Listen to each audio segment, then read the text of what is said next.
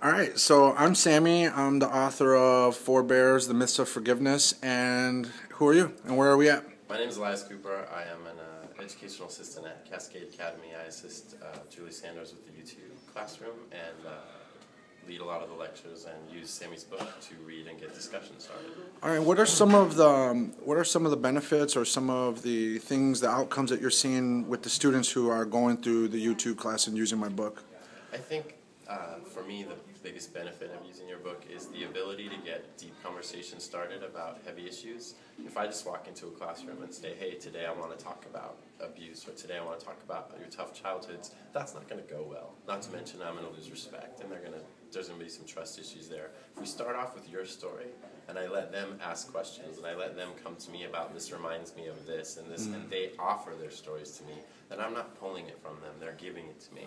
And that makes my job a million times easier. Okay. Also, by having a book that they can relate to, when I teach English and I teach a story about going back in time and seeing dinosaurs, they don't relate to that, especially because for them, their adventure is just getting home and getting something to eat. Sure. So when I can read them a book they relate to, where they feel connection, where they can feel like maybe this is something that they could learn from, then it's easier for me to get them involved and interested. If I take down, when a kid's in the behavior room, if I take them a book and it's not interesting to them, they're probably not going to read it, they're already upset. Sure. If I bring them Fourbears, it's something that they can forget about their school problem and dive into your problems. Wow. And then it makes it easier for me to do my job. Once a kid's de-escalated and he's in the behavior room, and your book helps me with that sometimes, then we can start talking. And if your book helps me get the conversation started where I get the kid back in the classroom, then I win.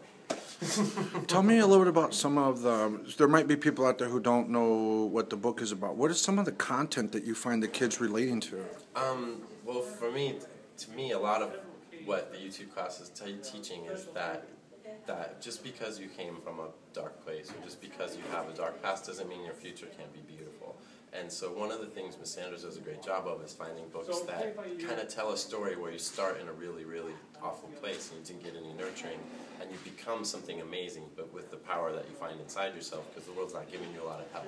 Sure. So books like yours, in particular, cover a lot of subject matter that's pretty tough to deal with, and kids that are dealing with really awful home life, it's a way to connect and start those conversations. And kids that don't feel like they're ever going to be anything, maybe that where they're headed is lifetime in prison, or because their parents are in prison. I've had students before tell me, well, I know I'm going, I just don't know when. So books like yours can open the doors to that doesn't have to be the only road.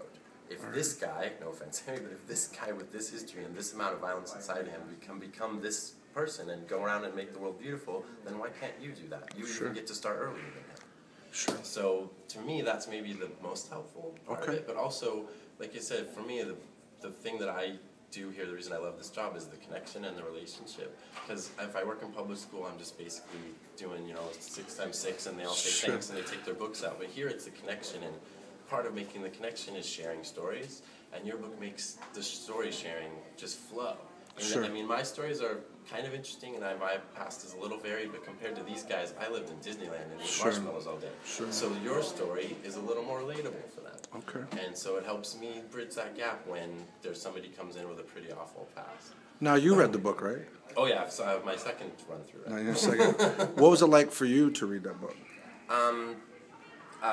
It's only the second book ever where I've had to stop. I got a little choked up a couple of times. Ishmael Bea's book, Long Way Gone, I cry every time I read that to my students. So your book also did that to me a little bit, maybe in a little different, where it was more like anger tears and frustration that, as an educator, I kind of like to think I'm going to save all the kids in the world, and I'm mad I wasn't there when you were a kid, because of course I think I could have saved you too. So, yeah, it's hard sometimes to read a book that deals with so many of the things that I've dedicated my life to fighting. But it's also really gratifying to find out, because I myself kind of have a checkered past, nothing like the books we read, but it's nice to know that there's people that had more extreme one way than I did and went even more extreme than I did the other way, because I went from being kind of a jackass to kind of cool, and you guys went from being huge jackasses to epically cool. So it's neat for me to see the change. And I really do think it's important for the students to see. It's one thing for me to stand in front and say, look where I was and look where I am, but I'm one example and they see me every day.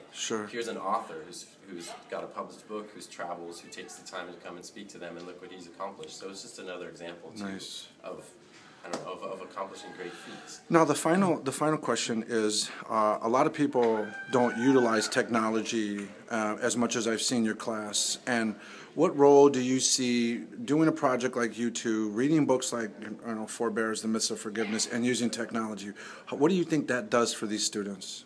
I personally, my tech skills are really low, so I love it because I learn new things. But the ability to Skype has opened up worlds that I never thought of when I first got into this work.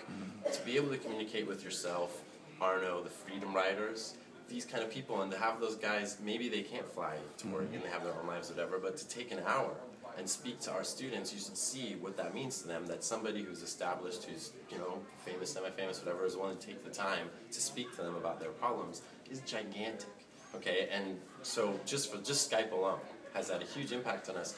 But the ability to look things up, the ability to find out new information, the minute a new article comes out, you can call it up on the screen. If the Museum of Tolerance has something going on, that could come out during math class. We could whip it up and have it in time for you too, an hour later. Wow. So technology has really helped as far as keeping things current and keeping the students, current on their information. They have the ability too to go into a computer lab and call up libraries. I mean, when I was a kid, it was one library. If it wasn't in your school, you had to order it from another school. Now they have libraries all over the world. There is no subject that they cannot look up online as long as I say it's okay. Right. Well, I've watched you in action, man, with these kids, and I got to say that, I think you, Julie, Fiona make a great team.